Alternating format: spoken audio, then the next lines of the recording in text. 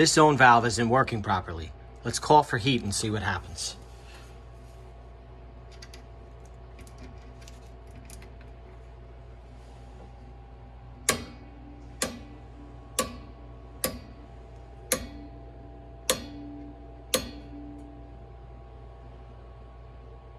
Let's remove the jumper. I have these terminals so that I can easily jumper out a zone valve to see what's going on. Let's feel this spring tension here. Feels okay.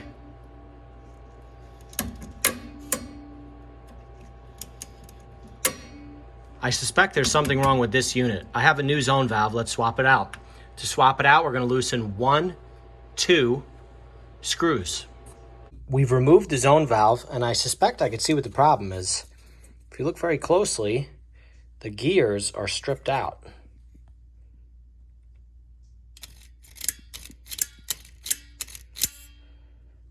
You can see how stripped they are. That's why I wasn't engaging. This turns nice and freely, and I've shut this valve off to prevent it from wanting to open in case another zone calls for heat. Let's put the new zone valve module on. All right, well, the new zone valve module is on. Fit up nice and easy. And right now it's locked open. Closes over real nice.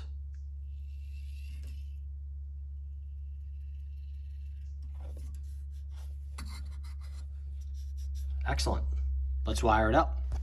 To describe the wiring, we've got 4 wires here. 2 reds, 2 yellows. The yellows trigger the zone valve to open. The reds tell the aquastat to tell the circulator to turn on. So essentially, with the yellow wires in a typical setup, you're going to wire the yellow in a series circuit with your thermostat and transformer. The 2 reds will all get wired together in parallel. Each can turn the aquastat to turn on when a zone is calling for heat. All right, let's put some power to this. We're all wired up. See what happens.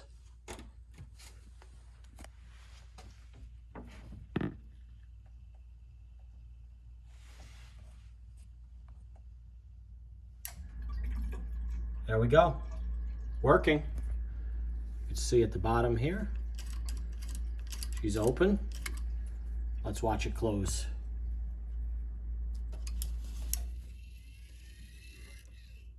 Beautiful. All right, and that's how you change the actual portion, the electromechanical portion of the zone valve. You just take that whole thing off. Very easy.